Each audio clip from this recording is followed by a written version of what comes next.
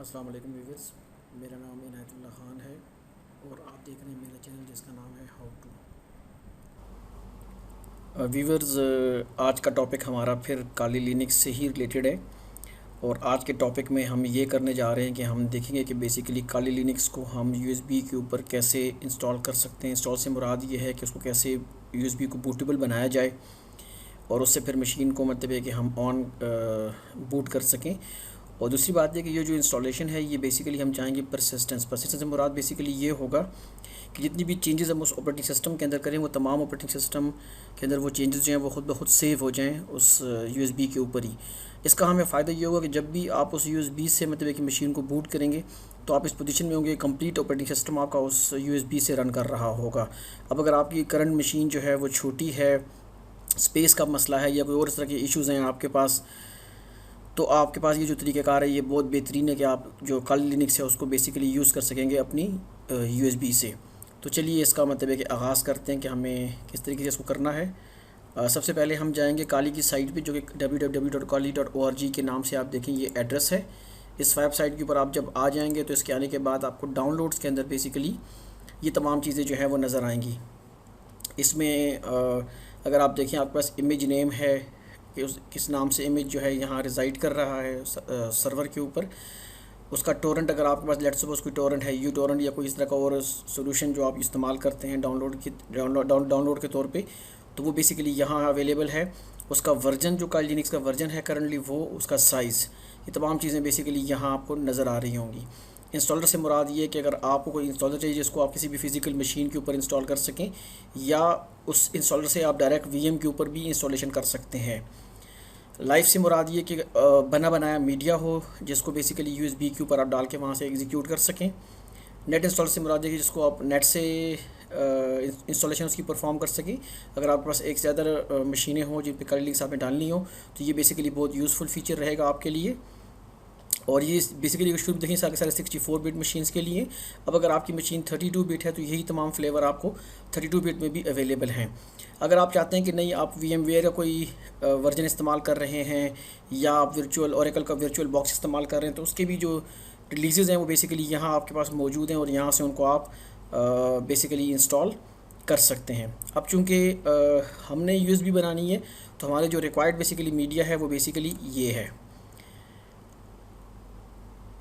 इसको आप क्लिक करेंगे तो आपके सामने ये सारा का सारा जितना भी ये सेटअप है या जो ही इसको आप ओके क्लिक करेंगे ये उसको डाउनलोड करना शुरू कर देगा। मैं इसको डाउनलोड इसलिए नहीं करता कि बेसिकली ऑलरेडी मैं इसका जो डाउनलोड है वो यहाँ कर चुका हूँ, तो मेरे पास ये ऑलरेडी ये फ़ाइल यहाँ मौजूद है। अब ये जो मेरे पास सॉफ्टवेयर डाउनलोड हो चुका है इसको मैंने राइट किस तरीके से करना है। अच्छा, USB बनाने के बहुत सारे तरीक़ेकार हैं। कुछ शुरू में हम ये करते थे कि बाकायदा हम USB को बूट करने के बाद अंदर ही बैठ के मुख्तलिफ फोल्डर्स बनाकर कॉन्फ़िगरेशन वहाँ चेंज करते थे, जो कि बेसिकली उन लोगों के लिए बेहतर है जो कि लिनक्स या यूनिक्स के अच्छे यूज़र्स हैं। जो न्यूबीज़ हैं जिनका ताल्लुक जिनको लिनक्स का या यूनिक्स का ज़्यादा आइडिया नहीं है उनके लिए ज़रा टर्मिनल पे काम करना मुश्किल होता है, तो उसके लिए बेहतर ये तो कोई टूल ऐसा इस्तेमाल किया जाए कि जो बेसिकली आपको हेल्प आउट कर सके। तो उसके लिए हमारे पास एक टूल है जो कि रूफस के नाम से है। तो रूफस की साइट पे आके आप उसको यहाँ से बेसिकली डाउनलोड कर सकते हैं। इस वर्जन को भी ऑलरेडी मैं डाउनलोड कर चुका हूँ और ये वर्जन जो मेरे पास है वो ऑलरेडी मेरे जो फ़ोल्डर्स हैं डाउनलोड का, तो वहाँ आपको ये देखें बेसिकली नज़र आ रहा होगा। ठीक है जी, तो ये मेरे पास ऑलरेडी डाउनलोडेड है। अब इसे किस तरीके से इस्तेमाल करना है, किस तरीके से इसको यूज़ करना है, सिंपल आपने करना ये है कि आपने इसको रूफस को यहाँ से आपने एग्जीक्यूट कर देना है, परमिशन को आपने यस कर देना है। तो आप देखेंगे कि आपके सामने एक नई जो वीडियो है वो एक नई जो विंडो है वो बेसिकली आपके सामने आपकी स्क्रीन के ऊपर आपको नज़र आ रही होगी। इसके अंदर आपको बेसिकली नज़र है कि आपकी जो डिवाइस है जो उसने डिटेक्ट कर लिया USB, वो मुझे बता रहा है कि मेरी किंगस्टन डेटा ट्रैवलर है G2 USB डिवाइस है 3.7 GB की। इसका मतलब है कि मेरा बेसिकली जो साइज़ इस USB का है वो 4 GB है, जो कि मेरे लिए काफ़ी है। उसमें मुझसे पूछते हैं जी बूट सिलेक्शन कि आपने किस ISO इमेज को इस्तेमाल करते हुए इसको राइट करना है। तो मैं उसको बेसिकली सिलेक्ट कर सकता हूँ कि नॉन बूटेबल बनाना है, FreeDOS बनाना है। जो कि मुझे इमेज से इसको करना है तो मैं इसको सिलेक्ट करके यहाँ से इसको सिलेक्ट कर दूँगा और यहाँ से जो वर्जन मेरा है इसको मैं यहाँ से ओपन कर दूँगा। तो वो जो तमाम जो सेटिंग्स हैं वो सारी लोड होकर यहाँ मेरे पास आ जाएंगी। अब चूँकि मेरे पास स्पेस बहुत थोड़ा है तो जो परसिस्टेंट साइज़ मैं बना रहा हूँ उसको कोई भी मैं यहाँ से एम के अंदर सेलेक्ट कर सकता हूँ। लेट्स सपोज मैं इसे यहाँ कहता हूँ जो कि मुझे बेसिकली ये 700 मेगाबाइट का बेसिकली बनाना है। अब जो आपको पार्टीशन स्कीम है वो बेसिकली आपके पास MBR और GPT है। हमारे केस में हमने सेलेक्ट करना है MBR। टारगेट सिस्टम हमारा यही रहेगा। वॉल्यूम लेवल बेसिकली ये है, अगर आप इसे चेंज करना चाहें तो आप कर सकते हैं। और जो आपका बेसिकली फैट सिस्टम है उसको आप FAT32 ही रहने दें। क्लस्टर साइज़ भी यही रहे, बाकी एक फार्मेट सारा साइज, तो जितनी भी सेटिंग्स हैं वो सब यही रहने दें। और सिंपल इसको आप यहाँ से स्टार्ट क्लिक कर दें। आपको डिफरेंट किस्म की वार्निंग्स आती रहेंगी, इसको ओके करके एग्जीक्यूट कर दें, या फिर मज़ीद आपको और नहीं इसको ओके कर दें तो ये उसके ऊपर राइट करना शुरू कर देगा। अब इस प्रोसेस में थोड़ा सा टाइम लेना है इस चीज़ को चलने में।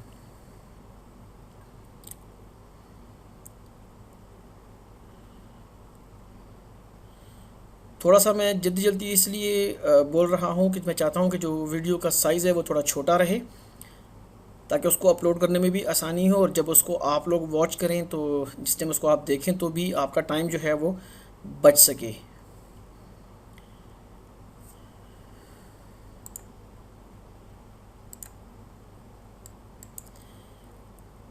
जी यहाँ अगर आप देखें तो वो फॉर्मेटिंग अपनी कंप्लीट कर चुका है। उसके बाद उसने जो है जो iOS इमेज की फ़ाइल्स हैं वो कॉपी करना शुरू कर दी हैं।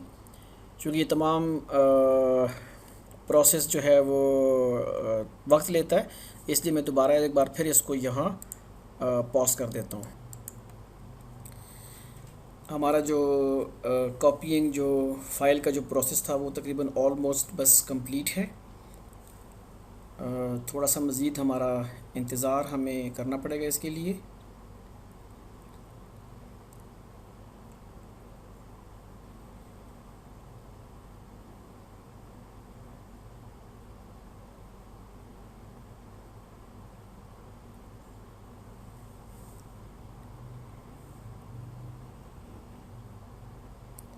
जी 98.2%।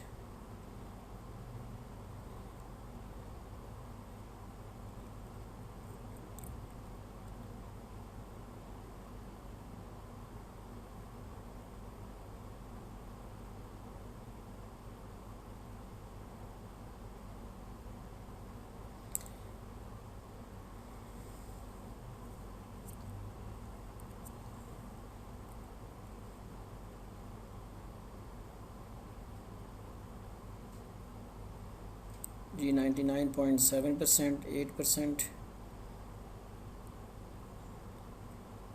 99.9%, और इंशाल्लाह ये हो गया 100%। ठीक है जी, अब उसने बता दीजिए कि रेडी, और हमारा जो प्रोसेस है वो सारा का सारा कंप्लीट हो गया। तो इसको बस अब हम यहाँ क्लोज़ करके और अपनी जो मशीन है उसको अब हम लेके चलेंगे कि इस USB से इसको हम बाकायदा अब इसको बूट कर। जी व्यूवर्स, अब मेरी जो USB है वो बिल्कुल तैयार है, और अब इसको हम लोग बूट करते हैं और देखते हैं कि हमने जो USB बनाई है वो काम करती है कि नहीं। इसको हमने रीस्टार्ट किया।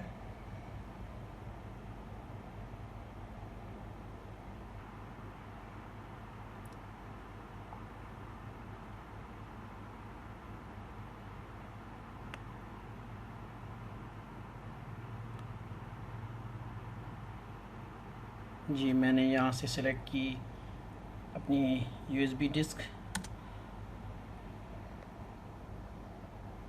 जी अब देखिए मेरे पास काली लिनक्स का जो बूट मेन्यू है वो मेरे सामने डिस्प्लेड है इस टाइम। यहाँ मैं आके सिलेक्ट करूँगा परसिस्टेंस को।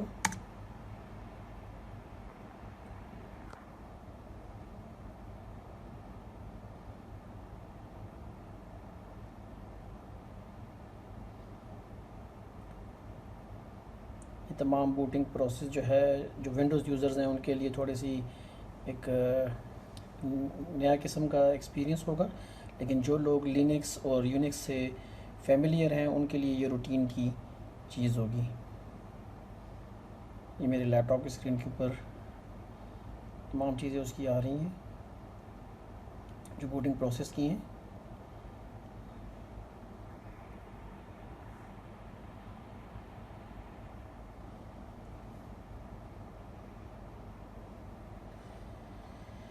मेरी ये जो यूएसबी है ये काफ़ी पुरानी है, जिसकी वजह से इसकी परफॉर्मेंस काफ़ी ज़्यादा स्लो है। उम्मीद है आप लोग इसको बुरा नहीं मनाएंगे।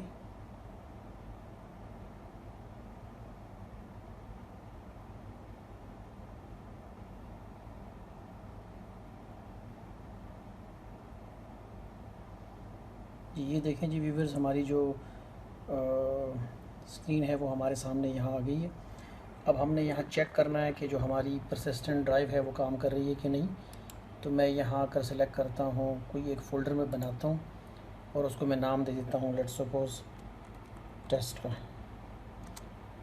ये टेस्ट का देखें फ़ोल्डर जो है वो मेरे सामने स्क्रीन पे आ गया। अब मैं दोबारा इस मशीन को रीस्टार्ट करके देखता हूँ कि वापस आने के बाद मेरे पास ये सब कुछ मौजूद है। ये जो फ़ोल्डर है ये यहाँ मौजूद है या जा चुका है। अगर ये मौजूद है इसका मतलब है कि मेरी तमाम जितनी सेटिंग्स होंगी, जब जितनी भी मैं करूँगा इस बूटेबल इमेज के अंदर, वो तमाम की तमाम ऑटोमेटिकली सेव होंगी।